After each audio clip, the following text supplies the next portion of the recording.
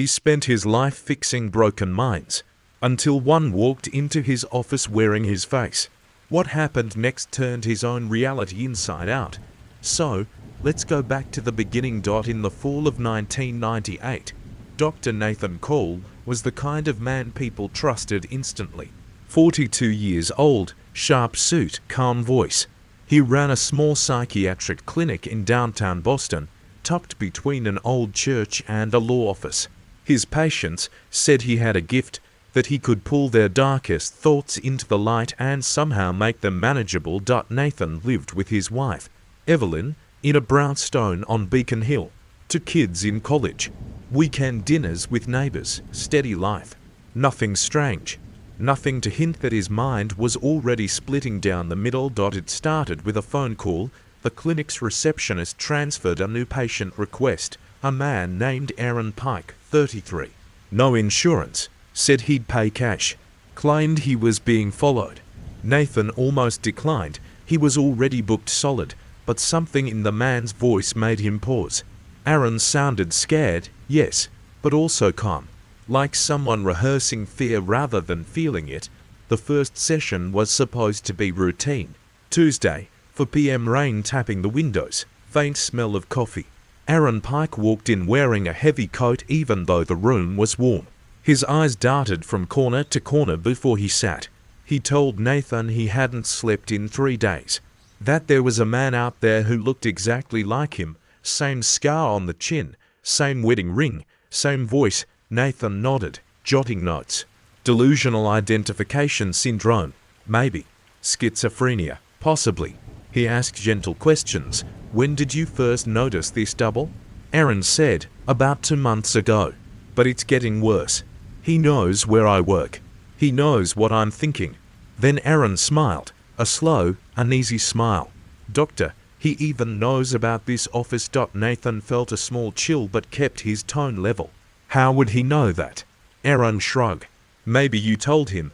There was a silence that stretched just a bit too long. At the end of the hour, Nathan scheduled a follow-up.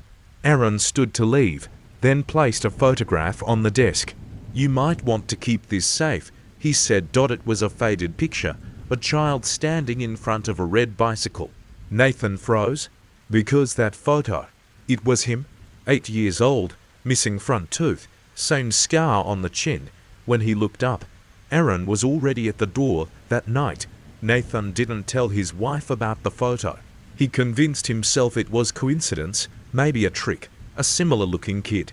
He tucked the picture into a drawer and told himself to forget it, but forgetting would prove impossible. Over the next 2 weeks, Aaron returned for 3 more sessions. Each time he arrived, he seemed to know something new about Nathan's life. His son's name, the exact street he lived on, even details Nathan had never shared publicly, like his father's death, which happened when Nathan was 16. When Nathan asked how he knew those things, Aaron tilted his head. You told me, he'd say. Always calm, always certain. Soon, Nathan started hearing things, tiny slips in his day that made no sense. His office keys moved from one drawer to another. Patient files sorted. A faint echo when he spoke, as if the room repeated him a half-second later. One afternoon, he found a sticky note on his desk in his own handwriting. Stopped seeing him. He didn't remember writing it. He began to doubt his memory. So he started recording their sessions, audio only, small cassette recorder tucked behind a stack of folders. When he played the first tape that evening, his stomach turned. Only his own voice was there. No second voice. Just him asking questions. And answering them. He replayed it 3 times, each one worse than the last. Was the tape corrupted? Was the microphone faulty? He brought the recorder to the clinic the next day, tested it with his nurse. It worked perfectly. That night, Nathan sat alone in his office long after closing, listening to the rain outside. He stared at that photograph, the boy with the red bike, and noticed something new.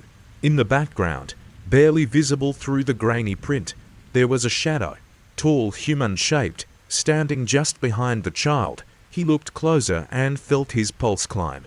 The shadow was wearing his coat. The next morning, Nathan walked into the clinic early. The air was cold, sharp, the kind that felt clean and sterile. He told himself he just needed rest, maybe a few days off. But the problem was, he didn't trust what his mind might do if he stopped working. When Aaron arrived that afternoon, he was different, almost smug. He didn't sit down right away. He walked slowly around the office, tracing his fingers over the bookshelves, the framed diplomas, the photo of Nathan's family. Nathan finally said, "You're not supposed to touch those." Aaron turned and looked at him. "I'm not touching anything that isn't already mine." The line hit Nathan like static through the air. "What does that mean?" Aaron smiled faintly. "You'll see." That night, Nathan dreamed he was walking down a hospital corridor, barefoot, carrying a clipboard. Every door he passed had a name on it, patients he'd treated. At the end of the hallway was one last door with a plaque that read Pike. Aaron, when he opened it, the room was a mirror.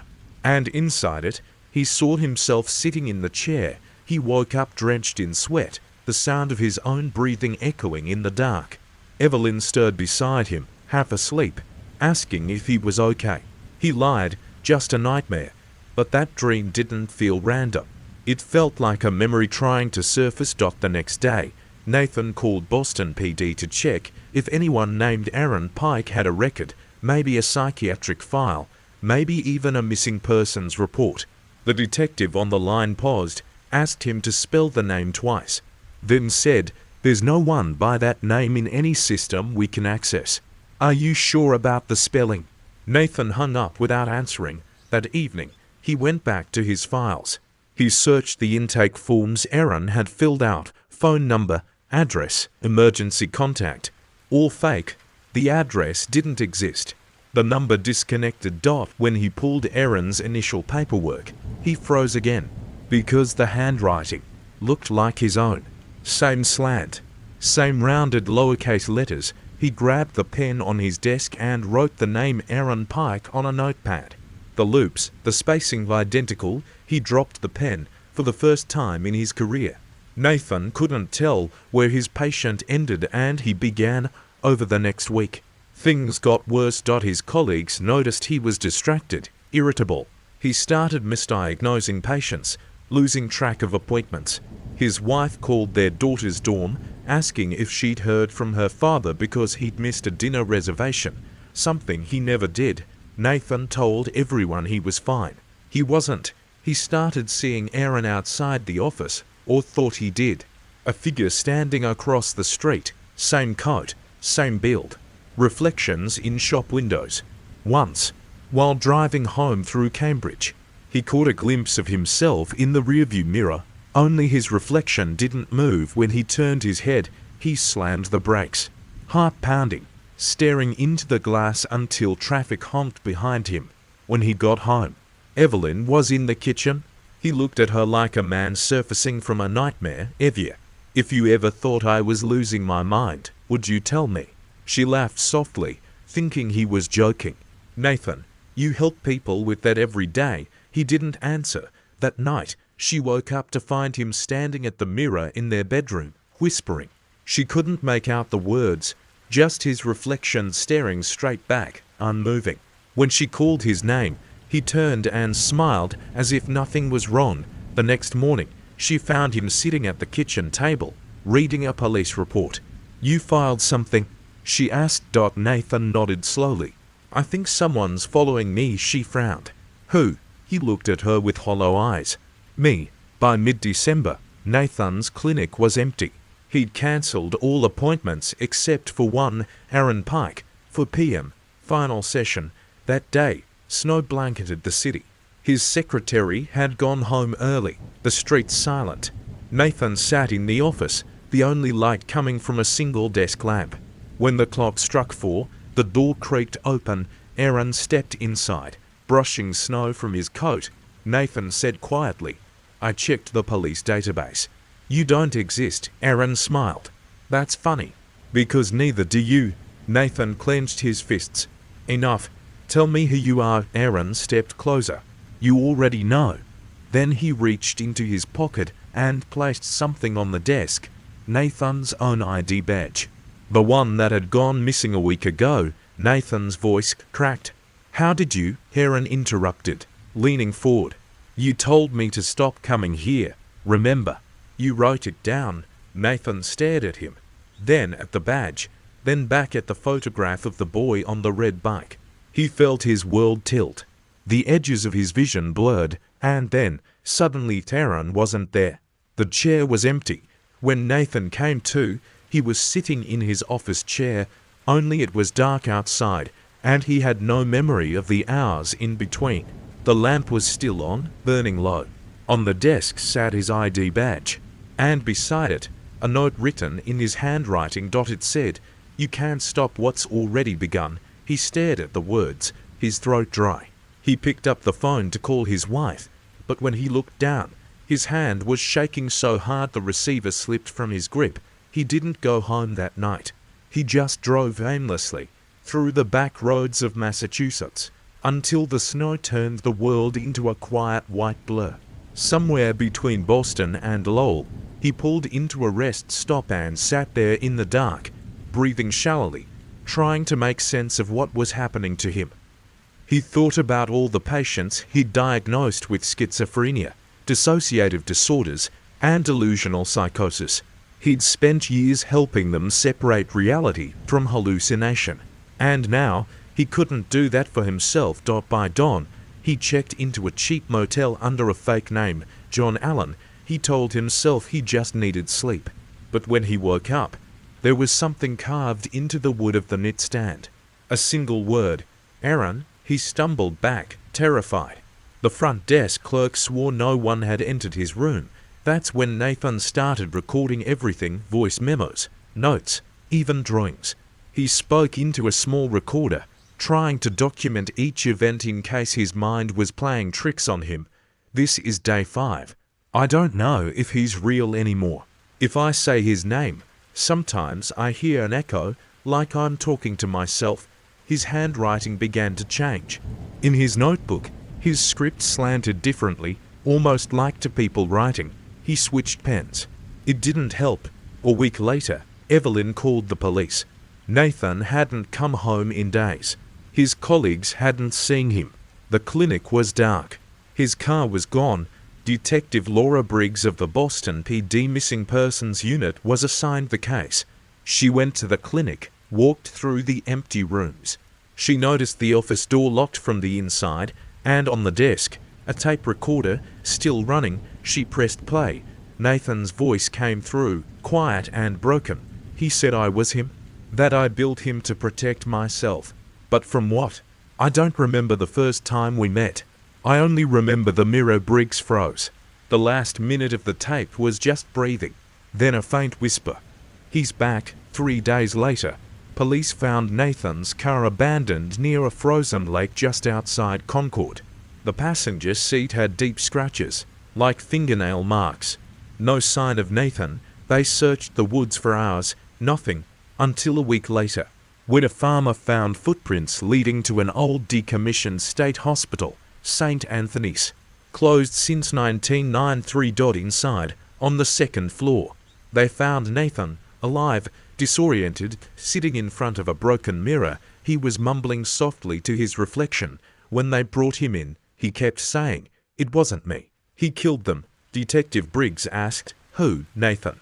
Who killed them?" He whispered, "Aaron Pike." But there were no bodies, no missing persons, nothing to tie him to any crime. Nathan was admitted to the Massachusetts State Psychiatric Hospital for evaluation. The doctors who assessed him, colleagues who'd once respected him, now took notes while he stared at his reflection, occasionally speaking to someone no one else could see. Dr. Marla Duval, his assigned psychiatrist, kept detailed reports. Patient exhibits signs of dissociative identity disorder. Claims alter personality. Aaron Pike was created after traumatic event in youth. Shows deep guilt, paranoia, and self-dialogue. Occasionally refers to self in second person. When she asked him about the event that started it all, Nathan said something strange. "When I was a boy, my brother drowned in the river behind our house. I was supposed to watch him. His name was Aaron. Dr. Duval looked up slowly. Your brother? Nathan nodded. He used to call me Doc. Said I could fix anything. She asked how old he was when it happened. Nathan looked confused, then smiled faintly. I still am.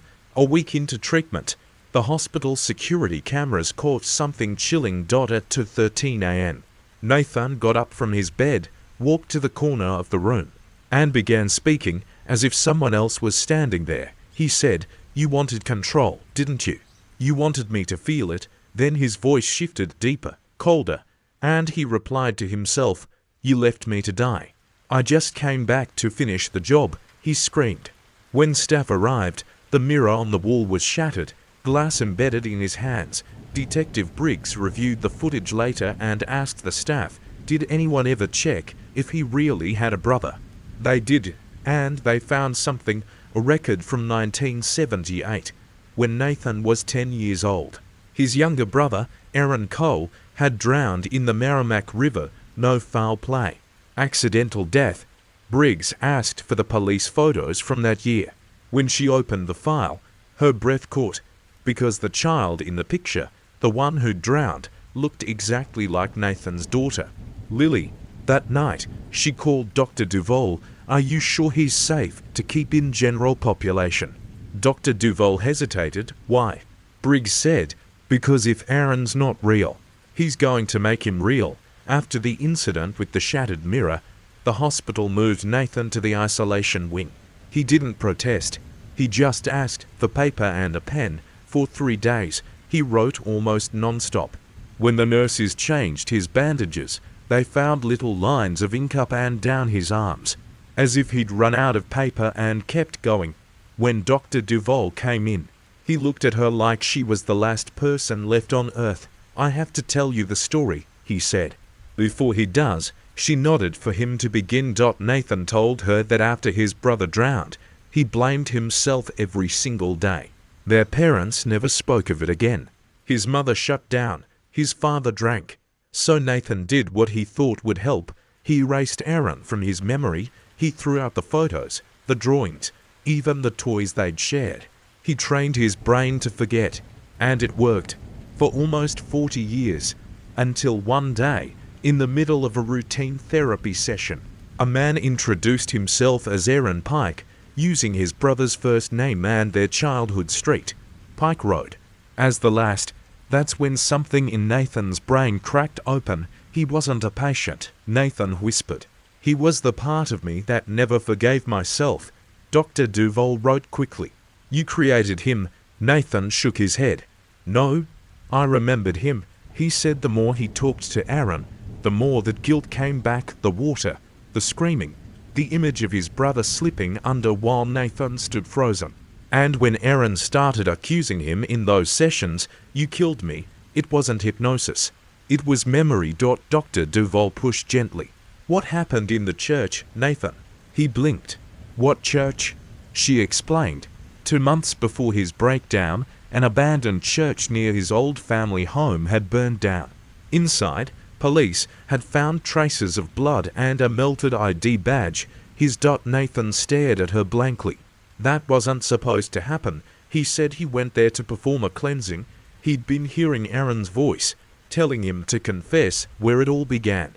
He thought if he burned the past, he could silence it, but instead, something inside him switched. He remembered standing before the altar, seeing his reflection in a broken stained glass window. He thought it was Aaron standing there. He thought he had to stop him. He lunged forward with the fireplace poker, screaming his brother's name. And when the fire caught, he ran. That was the night he checked into the motel under a false name. Dr. Duval asked the question that mattered most. Who did you kill, Nathan? He whispered. No one but myself. 2 weeks later, Nathan was found dead in his cell. No signs of struggle. The guards said he simply stopped breathing. On the wall, written in his own blood, were the words, "He's gone now." But that wasn't the only message inside his pillowcase.